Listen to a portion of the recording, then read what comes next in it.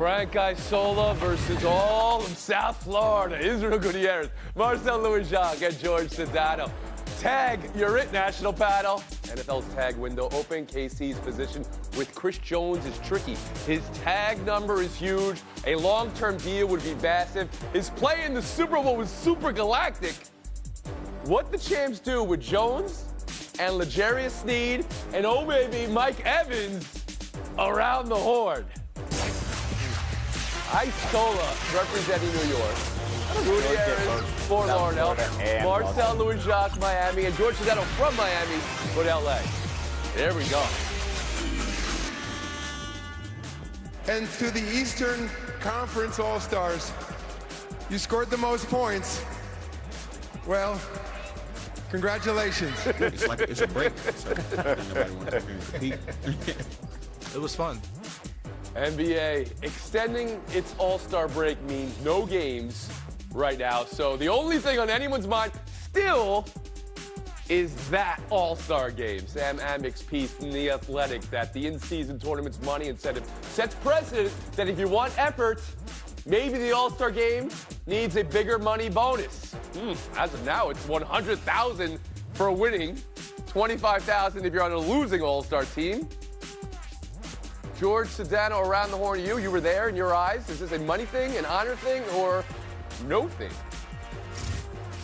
Tony, no, it's definitely a thing, and I'm with Sam.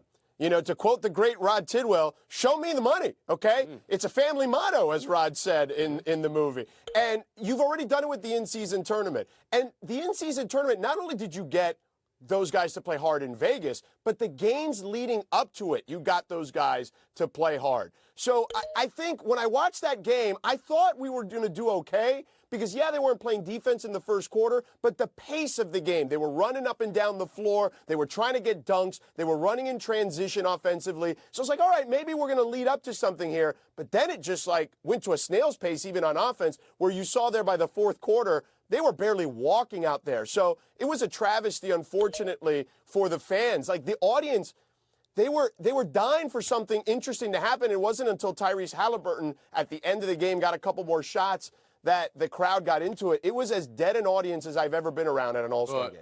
You believe more money would make for a better All-Star game. Frank Isola, I open the floor to you.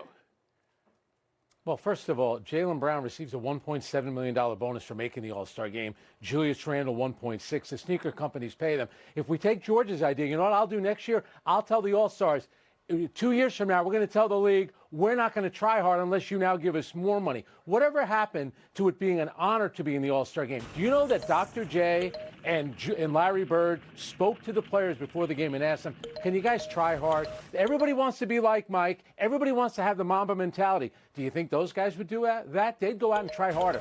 Maybe expand the roster to 15. You only need 10 guys to play hard. Play the guys that will do one thing, try. That's all you need, guys that will try. Sells ice in the winter, sells fire in hell. Frank Isola, Israel Gutierrez to you. Yeah, the NBA All-Star Game for a few years now has reminded me of a Matthew McConaughey line from The First True Detective. It's a misstep in their evolution. They became too self-aware. It used to be where Michael Jordan, Larry Bird would bring that same competitive fire to the All-Star Game thinking, hey, this is part of who we are. This is what we do. We compete against the other conference. Then slowly you just started realizing that guys just stopped doing that. You just started realizing that, hey, we don't need to compete here. Kobe Bryant would get booed for competing too hard. Russell Westbrook got a little bit of that, oh, I tried too hard for an All-Star game. And it's mind-boggling because especially now, Adam Silver has done whatever these players have wanted. He has done everything LeBron James has wanted, giving him a week off during the All-Star game. Just reciprocate. Just do me a solid and make that game competitive. There's no long list of injuries from the history of All-Star games. Okay, just do me a solid and don't ask for $500,000 to compete for one game when we've already given you all these things. And so that's what it's going to take. It's going to take somebody to do that and be over sort of the social media joking of, oh, you're trying too hard. This is a conversation we've had before. Time is a flat circle. Defense is a flat foot, right? We've had this conversation. Marcel, you cover the NFL. We had this conversation there in the Pro Bowl, and they scrapped it basically and made it flag football. Please go ahead on your thoughts this weekend. Tony, I think the only congratulations less heartfelt than Adam Silver's after that All-Star game is the 72 Dolphins to whoever, if anyone ever, breaks that undefeated record in the NFL. There is clearly no incentive for these guys to try right now. The risk of getting hurt and being out for their ultimate goal of a championship run is not outweighing the benefit of providing a fun, entertaining game in the middle of the season. I think the best way to incentivize this is not financial, but it's to give home court to whatever side. Uh-oh, here we go. Okay. But whatever Did side this work in wins the baseball? All-Star That's game. my question to you. That's crazy. You're serious about that? Because in baseball, that has been was panned beyond belief. You think it works in the NBA? I don't think it works at all, which brings me to my next point. I think we're approaching a post-All-Star game society. Do we actually need the game itself? The dunk contest, the skills competition, the three-point contest were all infinitely more interesting in the game that we saw on Sunday night. So if this is the product that we're going to get, I'm not interested in seeing it. I think Scott Van Pelt was right. If you don't care, I don't care. I don't want to see 200 points against no defense. George Sedano back in. I could go play 2K and get a more entertaining game than that. Yeah, Tony, look, ultimately, I think, Frank and Izzy do have a point. It comes down to pride. But we've seen that this generation of players, they don't care. They've got too much stuff going on to have. Because here's the thing. They get spread thin in a way, and I know no one wants to hear this because it's millionaires. I was about to say, they have a lot of stuff going on. We all got a lot of stuff going on. I don't think there are worse things. Okay, well, forget it, Tony. Then you guys just give them all the points then, because you're not going to hear the players aspect of this. You're just going to hear "Get off my lawn, Isola" the whole time. Okay, well, if you talk to some players, and I know you did this weekend, please share. We heard Anthony Edwards there. That was criticized to some. But you also heard Jalen Brunson. He was proud to have been on a team that scored 200. Yep. And he's young. Right. Yeah, Tony, ultimately it's this. It's just all, like, these guys have a million commitments while they're at the All-Star game. I'm not saying that they didn't previously, but they have them more now. So they want to be able to focus on the game. We start complaining that they don't play hard in the regular season. They don't play hard in the All-Star game. But then we give them we put them in these situations where once they play the playoff games, we sit here and we marvel and we say, why can't you do that all across the board? That's true. It's just a different generation. These guys are built differently. So we saw the incentive of money be a thing that got them to play hard in December, which we hadn't seen done in the NBA in a decade. So you know what? Money does motivate people, whether you like it or not. No, you're not wrong with that. You said something interesting, that they're built differently. And I wonder what came as well as part of that, right? It's something I would just posit out there is how people view the game now. Marcel, you said it a little bit. The only thing that matters is rings now. The only thing that matters is the postseason. Is that for the benefit of the game or for the worst of the game, Israel? Oh, it's definitely not for the benefit of the game. When you look at somebody like Anthony Edwards, who hasn't really had a deep playoff run, wouldn't you rather say, hey, I'm going to lock this dude up and let him know when it comes to playoff time, I'm going to be there, it's going to be more serious. Instead, it's, hey, I'm taking every shot left-handed, this is just a big joke. Like, it's just all a mentality, and it just started at some point, and just the slope just got too slippery, and here we are. It has to take some sort of personal pride in it. I don't think the money's going to be enough. Right, guys, Solo, I'll give you the last word. I think telling someone to try, I'm not sure that results in get off my lawn. And by the way, did you say that to Kobe Bryant in 2019 when he asked the players to try a little harder? And elite athletes are not worried about getting hurt. If they were, they wouldn't show up at all these cockamamie Pro-Am games over the summer and play on concrete in Rucker Park or on a slippery court in Seattle with Jamal Crawford. So spare me how everyone's afraid to get hurt. Stop. There was a bad word in there, but Chet Holmgren did get hurt in one of those. George, you can have the last word. Now that the argument is put 3 versus 1, George, I'll give you the last word. No, I mean, listen, I'm not going to Isola's going to take the easy route here because he's Captain Easy stance. But what I'm telling you is we have proof in the pudding. You guys were complaining about December games for a decade. And we got them to play hard because the money motivated them. Mm-hmm. I'll give you points, George, in the idea that the in-season tournament is something that was generally, people were surprised that they played as hard as they did. And it worked. It did work. One more thing from this weekend. Saturday night, on some level was better, but not much better. Edwards shooting left-handed, Doug slacking. Curry Ionescu delivered and was thrilling, and even that came with an exception. Kenny Smith took criticism for his comments about how Ionescu should have shot from the women's line. And then there was an exchange Reggie Miller set in motion when Miller said, Smith, you wanted Ionescu playing with dolls, which he didn't say, but just the implication of that. To many, put a pall over the moment. Here is Kenny Smith with Stephen A. addressing it.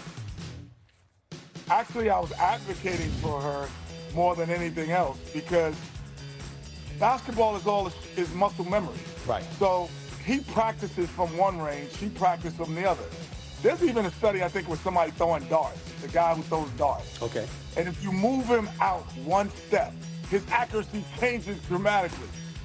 Ionescu chose the distance, says that's where she shoots from. Israel? It's just a shame in this situation where you should be prepared. If you're calling the situation, you're calling the battle of the sexes, you should be prepared to speak about the moment for what it actually is. Now, that's not to say that people weren't talking about this the way Kenny Smith was talking about it. Fine, you can bring that up, but then further the conversation and understand that this is about women being able to say, hey, the sky is the absolute limit. And then you have him sort of mansplaining it in his apology. I don't need to hear from you why you think Sabrina Ionescu should have been shooting from a closer distance. Unless it's coming from Sabrina Ionescu herself, don't need to hear your explanation on it. Just tell me why it's culturally significant, and I don't think I got enough of that. Instead, we get more of this. Marcel Louis-Jacques?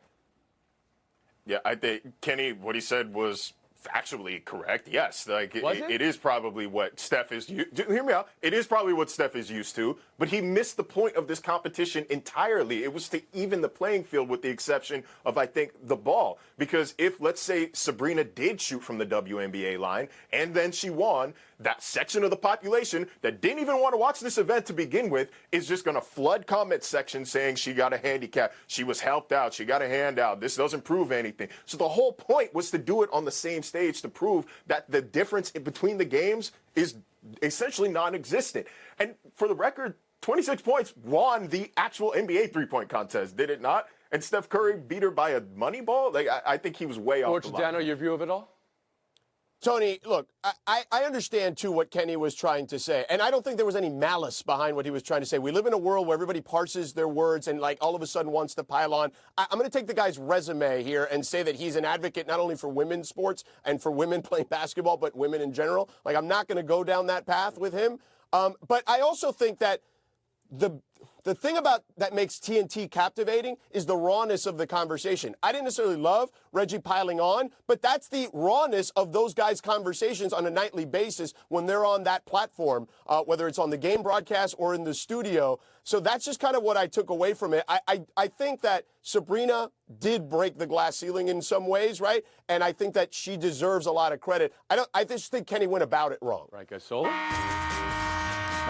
Listen, if she had scored a 10 and then you're thinking, all right, she should have shot from closer, I didn't like the idea because I thought she was going to shoot from the WNBA line. I thought she was tremendous. Going into the weekend, the biggest name in basketball was Caitlin Clark. Sabrina Ionescu stole the moment on Saturday. She handled everything. Steph Curry handled everything perfectly. Before, during, and after. They were champions. I think we need to have a conversation, and this has happened with the story in the last couple of weeks.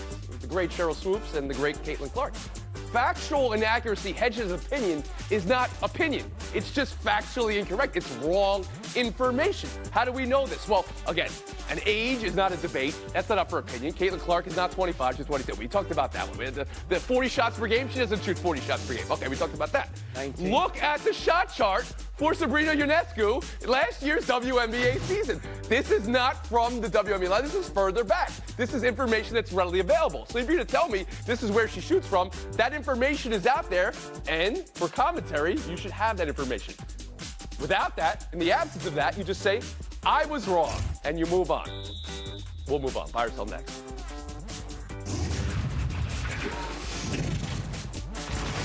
Tag window in the NFL. Kansas City and Chris Jones. Woo! His tag number, 32 million. His cap number, even higher. Top 5 quarterback level. So there's the risk of disgruntlement versus the long-term massive money versus the other pieces they can make a play with. Can they make Jones and L'Jarius Sneed happy? Could they bypass one and go for Mike Evans, Marcel Louis-Jacques? What should the champs' priority be? I'm going to nip the Mike Evans idea in the bud right now. You just want back-to-back Super Bowls because Patrick Mahomes turns mid-tier receivers into good receivers when it matters. Look at what happens with rookie Rashee Rice. I don't think they need that. But Chris Jones, he just sealed the Super Bowl for you not 2 weeks ago. He's your most important defensive piece, and this is now a defensive team with an otherworld quarterback. You focus on that side of the ball, sign him long-term, whatever you want. If you're winning, you don't care about the budget. Yeah, I like the way you spend money. George Giordano, how about you? Tony, the two most important defensive positions are cover corner and pass rusher in whatever order you want to pick. You pay both the guys because it's all monopoly Here money. we go. Again, we've seen teams sign guys, move the bonuses around, flip the money around. You can continue to backload this thing until you pay them what you need to pay. Nobody spends other people's money like you guys do. Frank Isola, where are you on the priorities for the champs? Yeah, you need a great quarterback to have that. You need someone that can get the quarterback. That's Chris Jones. Look at his performance on Buffalo's final drive. Look at his performance, as Marcel mentioned, in overtime against the 49ers. The guy is worth his weight in gold. I'm bringing him back. And Israel Gutierrez.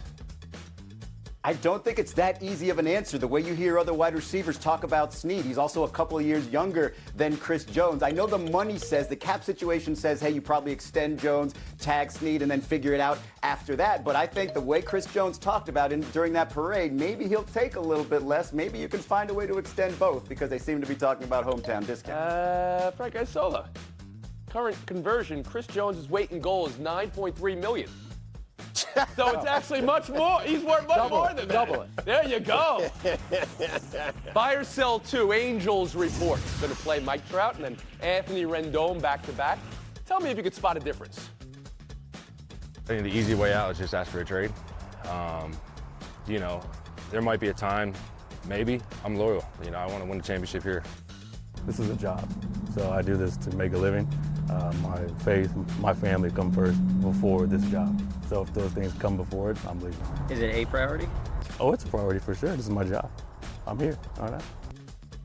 National panel, you demand honesty from players. Israel, buy or sell Rendon there? Oh, I'm selling Rendon so hard. If I were Mike Trout and heard that, I would have come back out and said, not only am I not asking for a trade, I'm asking that Rendon get traded. Because if you can't come up with any sort of enthusiasm in the preseason and get past your distaste for the media to do anything other than say, hey, this is my job, it's not over my family. Look, we all understand family first, default place for all athletes, but at least talk about your job like you like it. Frank Isola? What happened to the guy who played in 146 games when Washington won the World Series? He had 2 home runs, 8 RBIs in the World Series. He says it's his job. You're not doing your job well. You're spending way too much energy arguing with fans and fighting with the media. Focus on the game and start playing a little bit better and play more often. You're always The hurt. specifics of what happened, many injuries, some flukish, some just natural talent. Can that be factoring into his mentality here, I would ask you, George Sedano? Tony, yeah, I think he's soured on just where he is in regards to the game. But it is a job. Like, fans don't want to hear it. I'd prefer my players to be like Mike Trout, don't get me wrong. But there are plenty of people in sports that feel like Anthony Rendon, that this is just an ends to a means to an end. Marcel Louis-Jacques. Hey, Nikola Jokic can treat it like a job and go play with his horses because he's won a title and he's there. Anthony Rendon's played 36% of 500 possible games since signing that massive deal with the Angels. Maybe sarcasm isn't the way to go here. Thank you for your time, George Sedano, Marcel Louis-Jacques, Israel Gutierrez, Frank Isola. Worth their weight in gold, which I think is $30,000 a pound. Taking a break. More than that. Buy or sell is over. Showdown next. Bad math. More aggressive honesty. Here's a slight patina of Rick Pitino ripping St. John's, his team. Sean Conway gives you everything he can. He's slow laterally. About 5 guys are slow laterally. It's taken me a month to get them to throw bounce passes. And our toughness is just something I've never witnessed in all my years of coaching. This has been the most unenjoyable experience I've had since I've been coaching. That was over the weekend after losing to Seton Hall. He's followed it up this week saying he wasn't ripping anybody. Israel, how do you hear it? Well, I find it very impressive that Rick Pitino's hair slowly turns the color of the team he's coaching. But no, I hear that as unacceptable. You cannot call out these players and tell them exactly what they're doing wrong to the media. You're trying too hard there, Coach. Don't do that. Right, Isola? Chris Mullin, Mark Jackson, and Walter Berry are not walking through that door. That's what he really wanted to say. He sounded like Deion Sanders. Blame the players, blame the assistant coaches, everybody but you. Rick Pitino, you got all that money. That's a spicy take coming from Isola as well. Yeah. We'll move on. Showdown 2. If you could create your own starting 5, what's your team? It would be me, LeBron, Steph, Kevin Durant, and I'm going to go with Bam Adebayo. Frank, some have noticed Giannis not on that list. Something or nothing? Well, he's boys with Bam Adebayo. He wanted to go to Miami. What you don't know is that maybe Giannis on his list has his two guards as Steph Curry and Drew Holiday, the player that they acquired to get Damian Lillard. You are all heat today. Israel, how'd you hear it?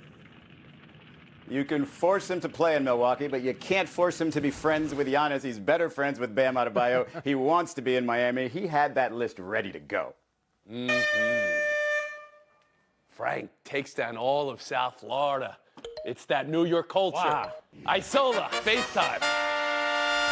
Let's keep that theme going. What do Tony Reali, Tony Soprano, Frank Isola, Frank Sinatra, Whitney Houston, Bruce Springsteen, and Queen Latifah have in common? Jersey! With the 2026 World Cup final. That's right. Jersey! Jersey, baby. Not LA, not Miami, not Dallas. They're playing the World Cup final at that absolute dump called MetLife Stadium. But guess what?